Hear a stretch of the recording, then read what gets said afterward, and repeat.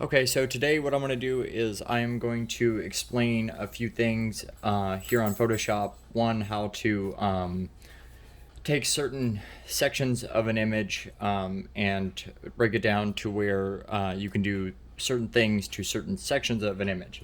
And what we're going to do is we're going to not use our shortcuts today. We're only going to use what's on the screen. That way, like if people don't do the shortcuts or want to learn this way, they can. Shortcuts are obviously the easiest way, so if you can learn your keyboard and at least learn the basic shortcuts, you'll be a lot better and a lot faster here in Photoshop.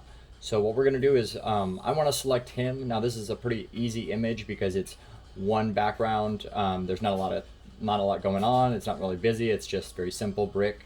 But say if I wanted to just select him or just select his head section. So what we're going to do is we're going to come up here to the selection tool. The shortcut is Command or Control W, but we're gonna do the selection tool. Now there's a couple options with selection tool. There's the magic wand, and then there's the quick selection tool. So with this, we can make it go bigger or smaller, basically using the keyboard. But we're gonna do it this way. You can go up here and adjust the size, adjust the hardness, adjust the spacing. So the hardness is a big condition. You want it to be with selection, you want it to be 100%. With size, it really just depends on the area that you're working on. So click off screen to get out of the menu. We're going to come in here and we're going to zoom in on the image. So we're going to do image. See if I remember how to do this on, not on the keyboard. Yeah, so I'm just going to do it on the keyboard. So we're going to select into the image. Now it's not a very good image. It's just one of my rough images. But what we're going to do is we're going to select just his head. So we're going to go like this, and we're going to get as close as possible. Now that's pretty close. I mean, if you wanted to get it a lot better, you can. But for right now, that seems pretty close to make adjustments and stuff. But what we're going to do is, even before you do the selection tool, what I would like to do is bring the background. You want to bring it down here to right next to the trash can, and it duplicates the background. Now to make things easier, you double click here and you head.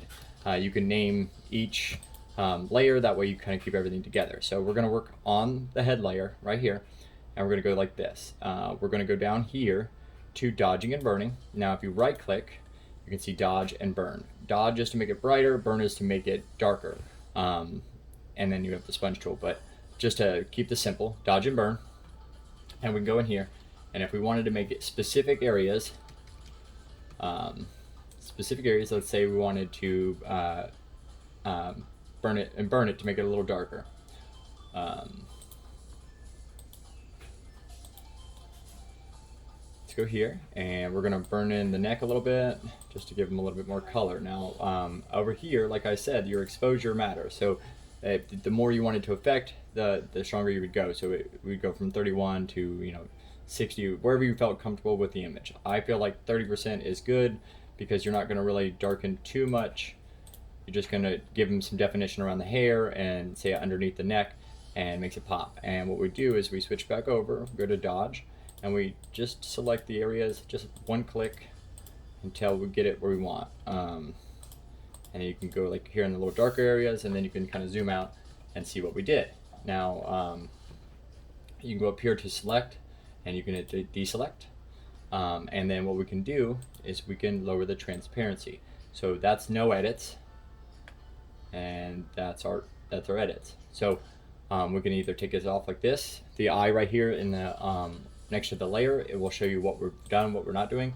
So what we did was we switched this with that. So and then we can basically come down here again. We can turn the head off, go down to background. We can duplicate our layer again. And we can actually name this background.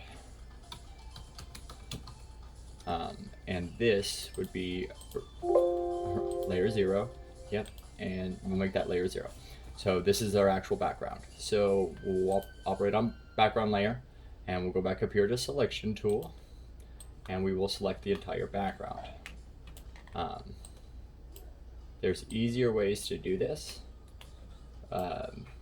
and right there I just did it by hand. Since it's very simple, it's not very busy. You can You can deselect again. You can go and select and hit deselect. You can come up here and hit select subject. It's not always the best, but it gets you pretty close and speeds up your editing time. Very simple. Photoshop makes it a little easier on people. And then what you can do is once you have your subject selected, go up to select and you type in inverse. The command is Shift Control I or Shift Command I. Now that is deselected the subject and selected the background. And what we can do is go up here to layer,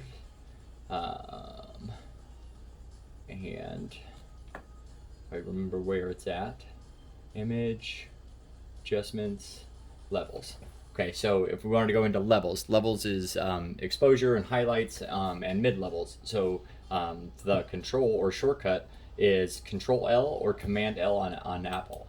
So we're going to go into levels, and the far left is your darks, and the far right is your light, and right here in the middle is all your midtones. So we're going to bring the blacks over here. I always like to start with a little bit on both, bring in a little bit on both sides, and then I like to mess with the midtones because it gives us a little bit more definition. And we're going to keep it right here, but what we're going to do is we're going to lower the opacity down just a little bit. And that brings that to that. Bring in our edits. Now what has happened is the head has brought in all this other color. So what we need to do is we need to work off the head layer, and we need to reduce the opacity just enough to bring in our colors. Okay, now we have all this, and I think I'm satisfied. We're going to deselect, so up here and hit deselect, and then we can come back and go to layers, and we can flatten our image, or merge visible, which is Shift Control E or Shift Command E for Apple. So we have that, and then what I can do is I can go back up here to image, adjustments, levels, or curves if you're more comfortable with that. That's a little bit more advanced, but let's just go with levels to keep it simple. We can bring in the darks a little bit more, we can bring in the lights a little bit more, and we can mess with the midtones just a little bit, brighten it all up. Now, let's go back and I'll show you the original image.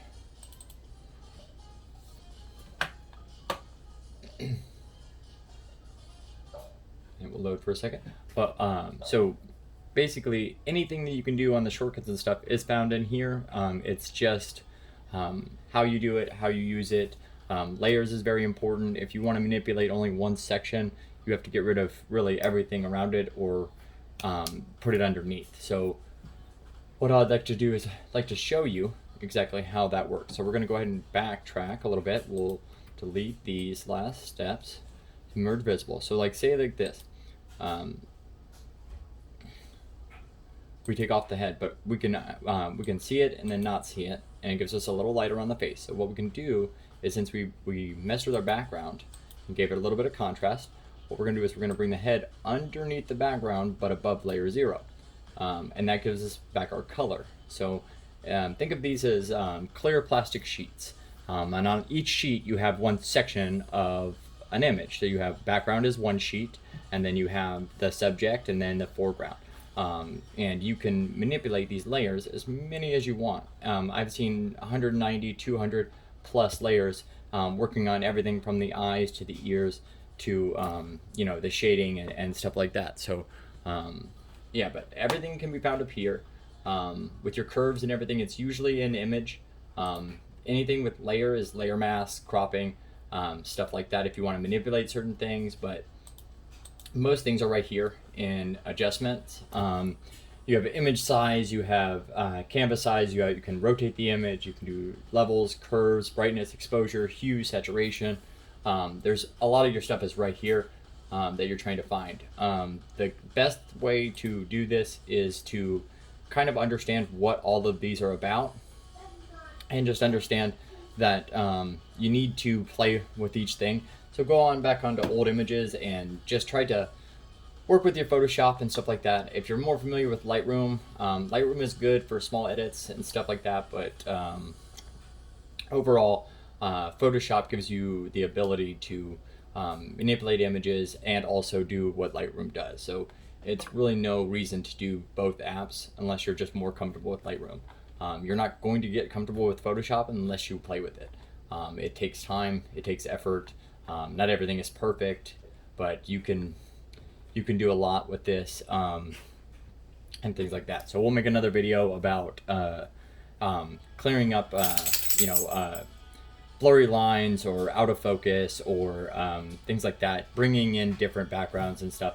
We'll make different videos for that, but I wanted to help out a friend here and see if I can get her to understand how to use these things. She does Lightroom a lot, so we're trying to get her to understand, most of your stuff is here, that you don't need to learn the shortcuts. It just makes things faster and easier for you in the long run. But in the beginning, you really just got to go through and use these things. The best thing to do is any edits need to be put on a new layer. In the very end, you need to flatten the image or merge all the visible lines to be able to save as a JPEG. If I were to save right now, it would save as a raw image. It would not allow me to save as a JPEG because there's multiple layers. So you need to collapse all the layers, and then you can save as JPEG, save on your social medias and stuff. So this is very, very important, but don't be afraid to add more and more and more layers. You can always turn off certain things, and it just gives you an idea of what you're working with and how it's working. So at any point you can reduce any one of these layers opacity, and it really does help out with the small imperfections and the touches you want to make to certain images. So I hope this helps, and we'll be back to make some more videos soon. All right, thank you.